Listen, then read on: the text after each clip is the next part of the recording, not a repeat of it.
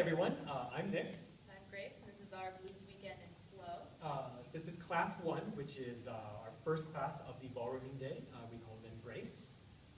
So we started out actually going over some blues fundamentals, talking about blues posture, having our hips back, our core engaged, shoulders over knees over feet.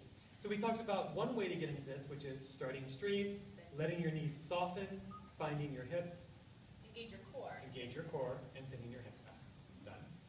Next we talked about posture, pulse. Pulse, yes. So 4 basic fundamental concepts of blues. We mostly used an up pulse, which is, despite its name, you're never going up, right? You're going low to medium. And this gives you a lot of energy to push off. We also talked about pendular back pulse, which has the same timing.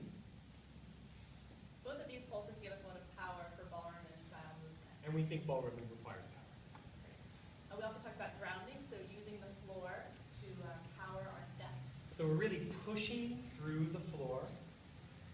We're not pushing off the floor and creating high pulses. We're pushing through. We also briefly mentioned lag. The concept that you should be waiting until the beat before you move, not stepping on top of it. And for follows to wait for your leader to lead you. Before you actually add energy to the movement yourself. Okay. So then we went into close embrace. So first without arms. We used a piece of paper as a fun exercise. Yay, fun. And we could take big dramatic steps without moving the paper, hopefully. Excellent. You know, we could even like turn in place without moving the paper. Yes. All right.